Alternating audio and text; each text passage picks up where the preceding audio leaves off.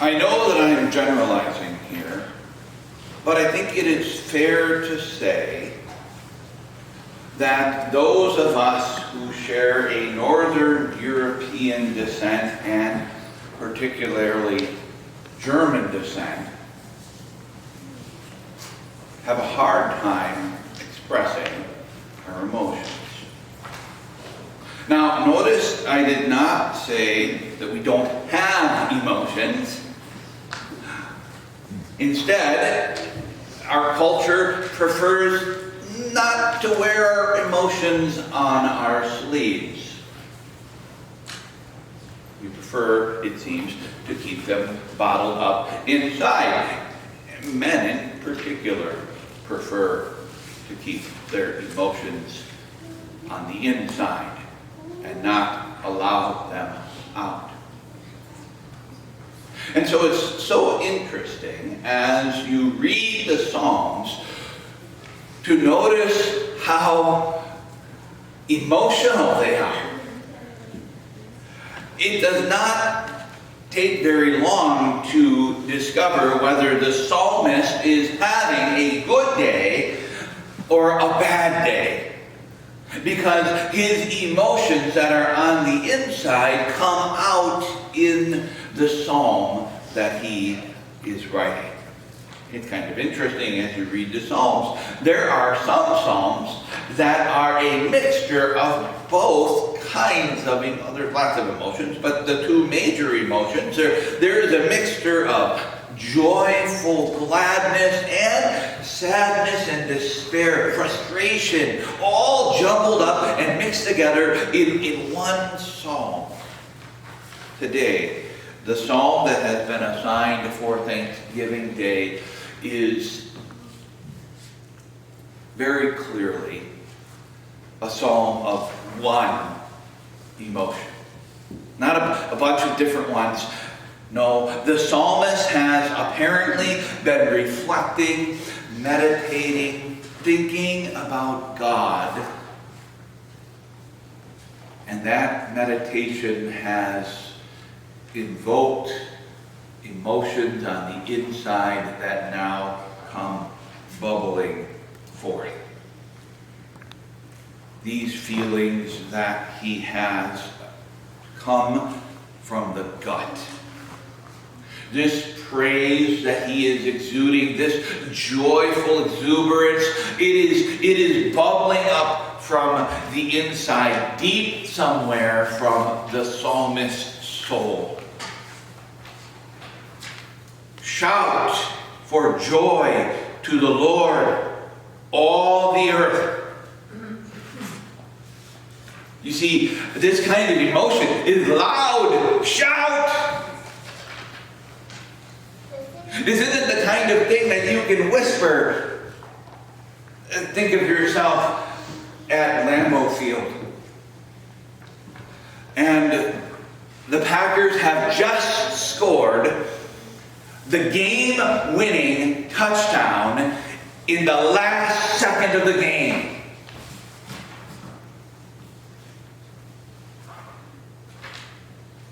What happens? Shouting, celebration, high fives. It can be heard from miles around. It is a roar. And it's not just isolated to one little pocket over here and one little pocket over there. No, the entire stadium, tens of thousands of people together with one voice shout and express their emotions. See, maybe we Northern Europeans can express our emotion out loud better than we thought we could. That's what the psalmist is talking about here.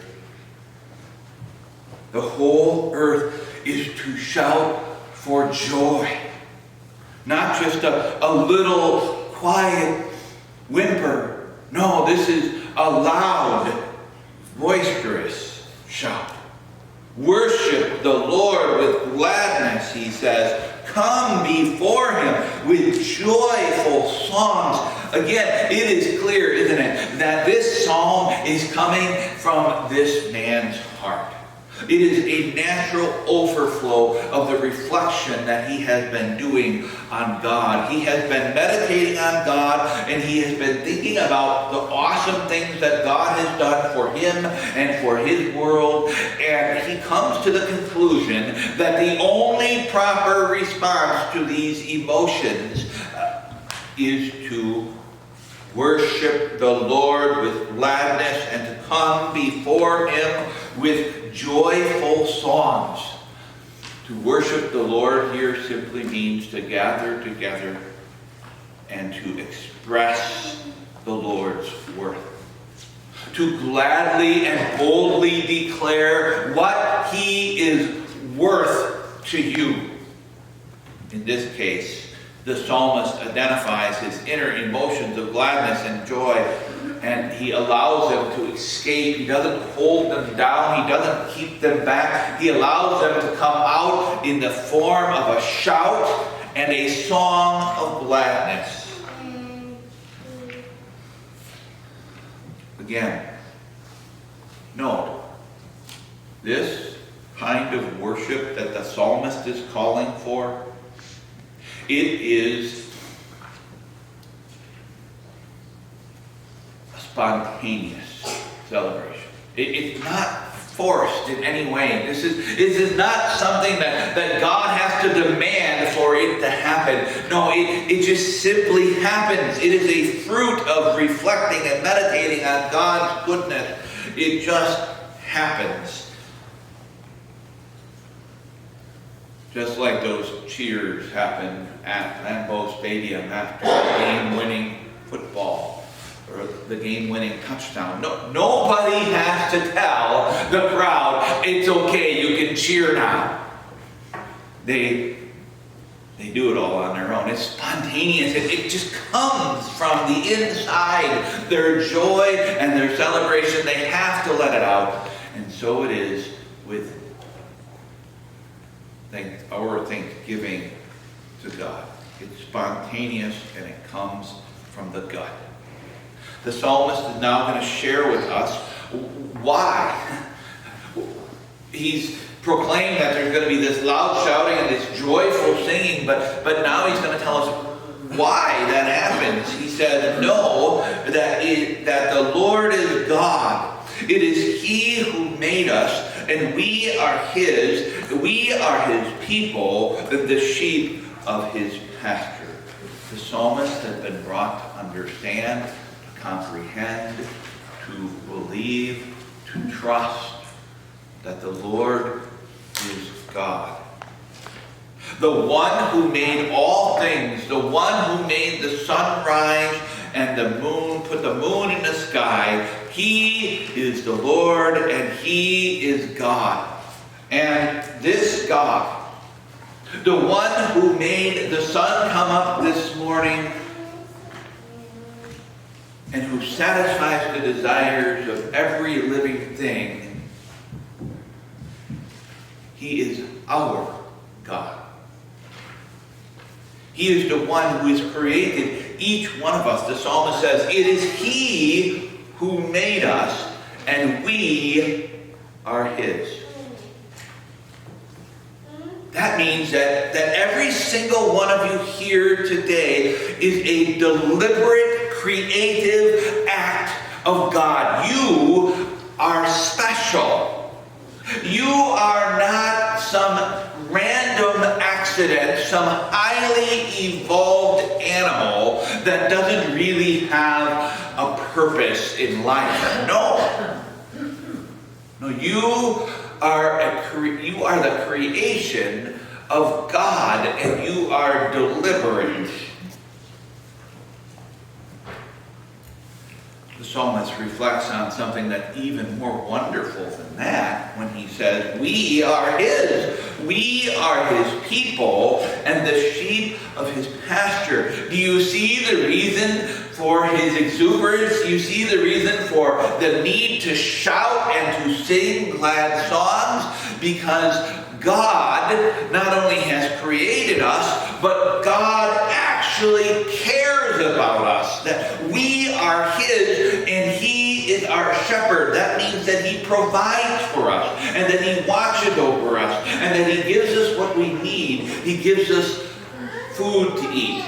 He gives us a family to love and to love right back. He gives us a church where we can come and worship and be together in celebrating him. He is our shepherd.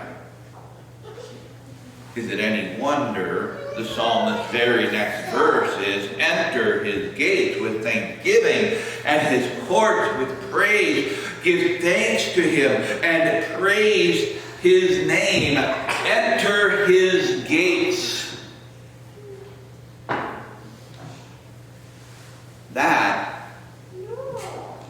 The fact that you can enter his gates is a miracle. The fact that you have been invited into the gates of the King of Kings and the Lord of Lords, it took nothing less than the death of God's own Son to make that happen. Because you see, on your own, you would never enter the gates of the King because you are a sinner. Because you insist on doing the very things that God tells you not to do, and the things that he asks you to do, and he says it's good for you to do, well, those you don't do.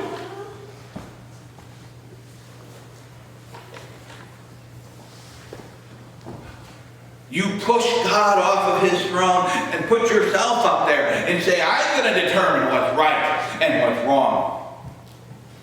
I don't want to really listen to somebody else. But you have no right to enter into his gate. So how is it that you are invited to enter his gates with thanksgiving? It is because, well, only because of his grace and his mercy. It is only because he has already washed you in the blood of the Lamb, and he has draped on your shoulders the robes of righteousness that Christ won for you on the cross. And so it is wearing your borrowed robes that you can now answer the invitation to enter his gates and enter them with thanksgiving. And that's what we've done here this morning. We have come into the Lord's house with praise on our lips and joy in our hearts. You come here today with a heart full of emotion. Now, I know sometimes it is hard to express that emotion, to let it out.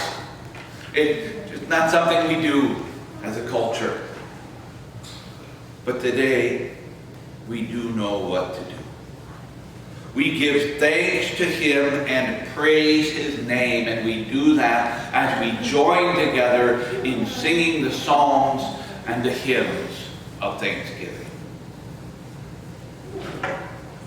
The psalmist closes out his psalm with a reminder, one last reminder of why we have all of this praise. For the Lord is good, he says, and his love endures forever. His faithfulness continues through all generations. The final verse of the psalm is like the grand finale at the 4th of July fireworks. You know, every 4th of July fireworks display is kind of set up the same way, where there is a burst of fireworks that go up. Let's think of those as bursts of praise, right? Bursts of praise that go up and then explode. One here, one there, a bunch of them at once. One here, one there. But then at the end of every firework display that I've ever attended, there is a point in time where the people who are putting on the display, they go and they light every single thing they have left. They light it all, and they let it go up into the sky. The grand finale. And that's what this final verse of the psalm is. For the Lord is good, and his love endures forever. His faithfulness continues through all generations. He is faithful. When we are faithless, He is faithful. His love endures forever. That means you absolutely can count on Him and His love for you and His special care for you, His special creation. No matter what, He will not forget about you. He will not forsake you, but He will watch over you and protect you until He brings you into His kingdom in heaven, where we really will celebrate and shout. You know what happens after every grand finale I have ever seen? The people clap and they shout. It's spontaneous. Nobody tells them to do that. And a loudspeaker doesn't come out and say, "All right, guys, that was the grand finale. You guys are now permitted to clap and to shout." No, it just happens. It comes from in here. It is a thanksgiving for that wonderful display there at the 4th of July. And so, brothers and sisters in Christ, may your thanksgiving today not be coerced, not be forced. May it simply be a bubbling up, a boisterous, loud celebration after you have reflected on God and what He has done for you. Let your inner emotions of thanks come out now as we stand and sing the Te Deum. Please stand.